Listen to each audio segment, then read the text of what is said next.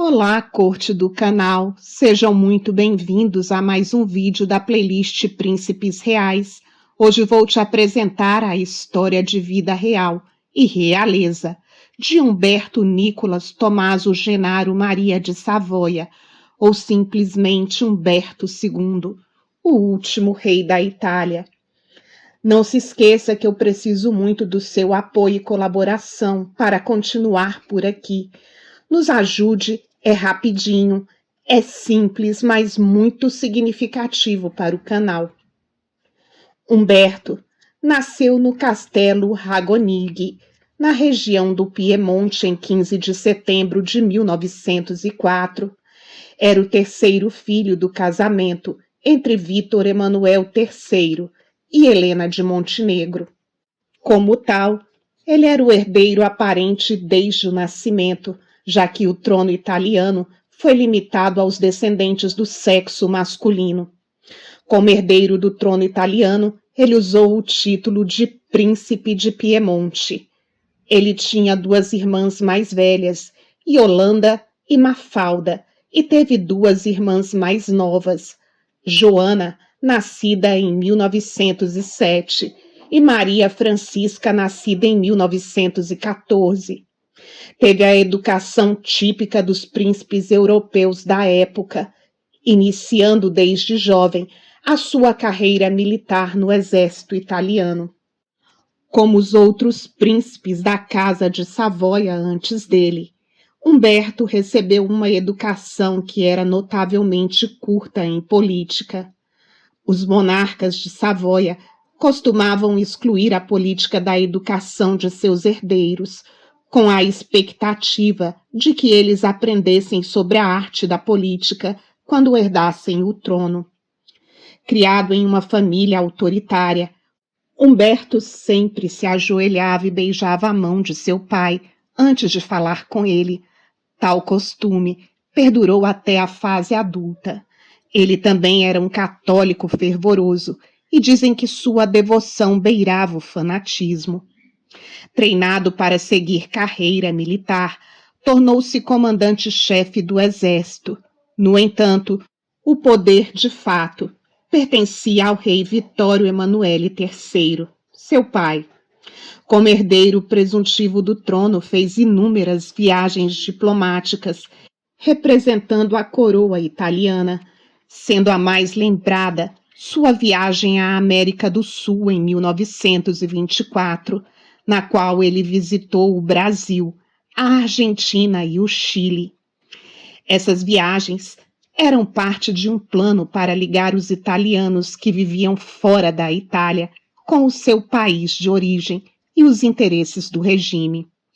No Brasil, foram agendadas visitas à capital nacional, no Rio de Janeiro, e ao estado de São Paulo, onde vivia a maior colônia italiana do país. Quando de sua passagem por Salvador, os jornais, além de publicar muitas fotografias, faziam referências à nobreza de suas origens, à importância dos seus antepassados na história da Península Itálica e na unificação italiana. Nessas e noutras ocasiões, Humberto procurava encarnar tudo o que se esperava de um príncipe: elegância, gentileza, inteligência, liderança, cosmopolitismo e cultura. Quando jovem, Humberto era conhecido principalmente por seus amores com jovens oficiais bonitos. Humberto foi descrito como um homem sensual, mas sempre se sentiu muito culpado e atormentado devido à sua grande devoção religiosa. Um biógrafo escreveu sobre Humberto que ele estava sempre, abre aspas, correndo entre a capela e o bordel, do confessionário, as casas de banhos masculinas, fecha aspas.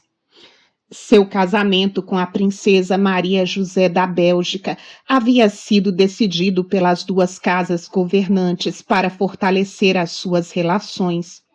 E a própria Maria José afirmou ter crescido com a ideia de que um dia se casaria com o príncipe italiano. O noivado foi anunciado em 7 de setembro de 1929, ano em que as condições políticas italianas mudaram profundamente e muitos belgas não esconderam sua oposição ao casamento entre a princesa belga e o herdeiro do trono de um país face. Vou deixar o termo completo no texto para não cortar o alcance do vídeo, mas daqui para frente vocês já sabem do que estou falando.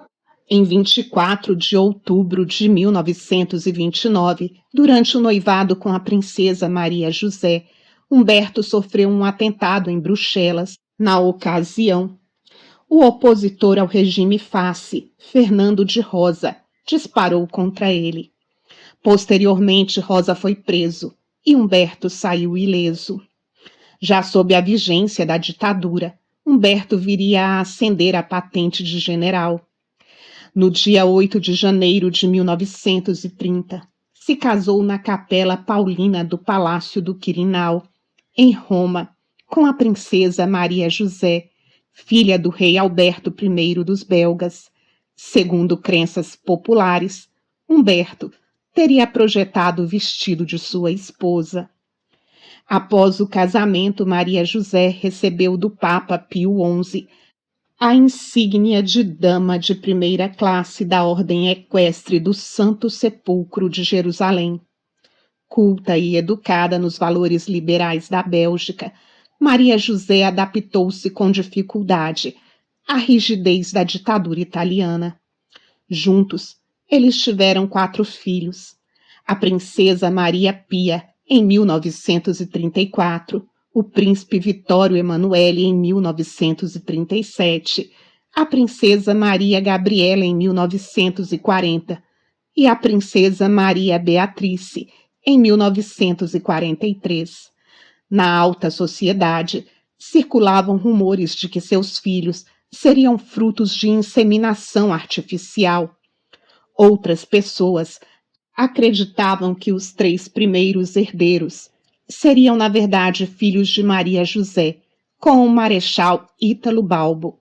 Com o passar do tempo, os rumores aumentaram e Balbo foi forçado a desmentir pessoalmente os boatos. Não se sabe ao certo quanto desses boatos seriam verídicos, mas sabe-se que o casal não morava junto e, quando viajavam, dormiam em quartos separados. O casamento arranjado foi infeliz. O casal se reunia apenas em aparições públicas e eventos oficiais. Anos mais tarde, o médico pessoal de Maria José confirmou que 3 dos 4 filhos reais foram concebidos através de inseminação artificial. Já durante o Segundo Grande Conflito Mundial, diversos veículos jornalísticos divulgaram que Humberto seria homossexual e, mesmo após o fim do conflito, os rumores permaneceram. Segundo seu biógrafo, Domenico Bartoli, quando jovem, Humberto tinha o costume de presentear jovens oficiais com uma flor de lis, feita de pedras preciosas. No entanto, era católico devoto e tal fato confrontou sua atração por homens, pois se sentia culpado e atormentado por violar os preceitos da religião. Seguindo as tradições italianas, Humberto não interviu nas questões políticas da Itália, embora fosse o herdeiro do trono e o tenente-general do reino. Por sua vez, Maria José tentou servir de intermediária para uma paz separada da Itália com os aliados. O rei, que não acreditava que mulheres pudessem se envolver na política, enviou Maria José para Sarri, no Vale de Aosta, a isolando da vida política da Casa Real. Com o avanço dos aliados durante o conflito mundial, o rei transferiu boa parte do seu poder para Humberto, o nomeando mais tarde como regente.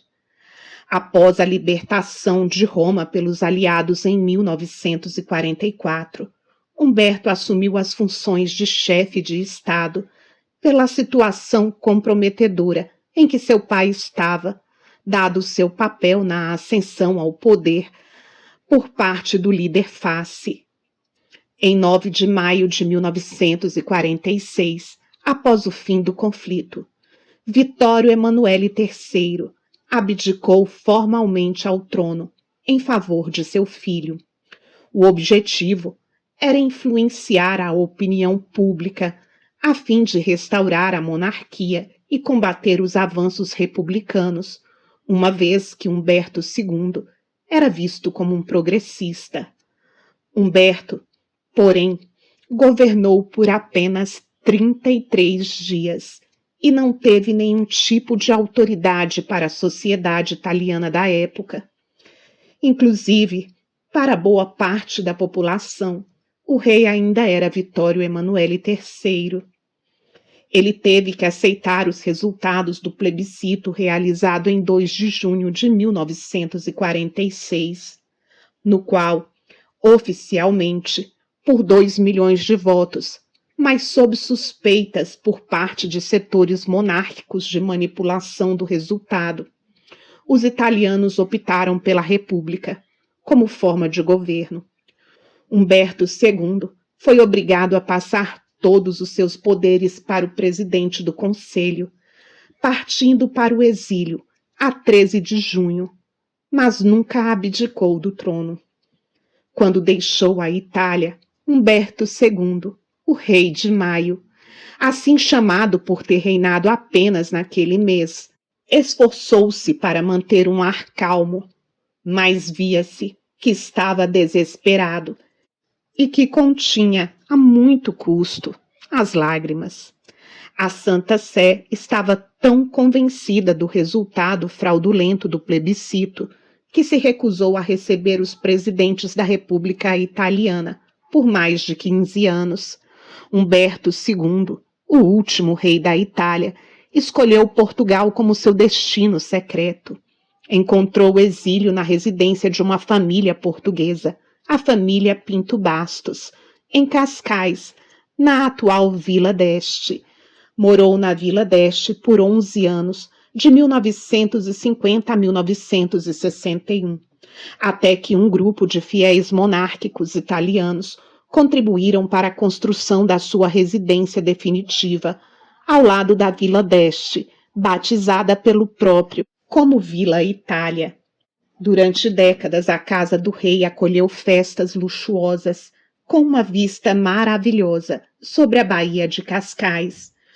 O rei Humberto II foi também uma das presenças estrangeiras mais visíveis para os populares locais, passeando pela praia e participando habitualmente numa série de iniciativas de caridade.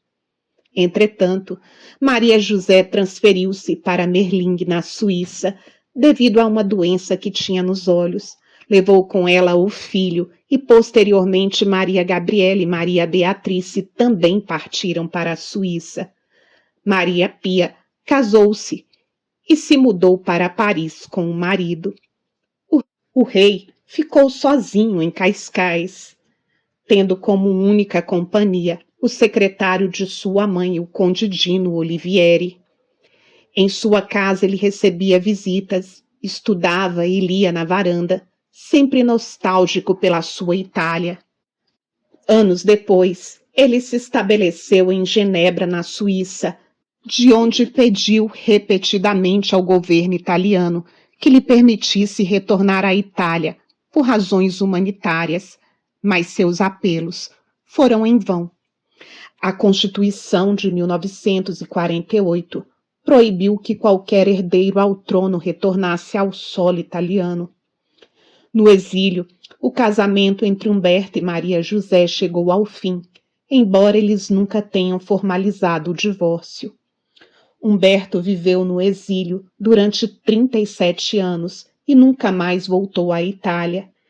Ele morreu no Hospital Cantonal em Genebra, na Suíça, no dia 18 de março de 1983, aos 78 anos, sem ver cumprido seu desejo de pisar novamente em sua pátria natal. Seu testamento incluía a doação ao Papa do Santo Sudário de Turim e o pedido para ser enterrado com o selo real dos Savoias, o que foi considerado um sinal de que ele reconhecia expirada a dinastia dos monarcas italianos. Ele foi enterrado em 24 de março de 1983, em Savoy, na França. Na ocasião, nenhum representante do governo italiano compareceu ao seu funeral. Maria José, apelidada de a Rainha de Maio, passou a maior parte do seu exílio em Genebra, na Suíça. Ela retornou à Itália somente depois da morte de seu marido, em 1983. Morreu em uma clínica de Genebra, aos 94 anos, de problemas pulmonares. Ela foi enterrada no dia 2 de fevereiro de 2001, ao lado do seu marido. Seu filho, Vittorio Emanuele, só pôde voltar ao país em 2002, graças a uma reforma constitucional, por intercessão do então Papa João Paulo II. Na casa e no terraço, que foram residência no exílio do rei Humberto II da Itália, foi aberto o restaurante Belvedere, que homenageia a vida do monarca, com clássicos da cozinha italiana de que ele era fã, apuradas com um toque português. Agora, quero saber de você, conhecer a sua opinião e ler quais são as suas conclusões sobre o vídeo. Te aguardo nos comentários. Muito obrigada pela honra da sua companhia em mais uma história.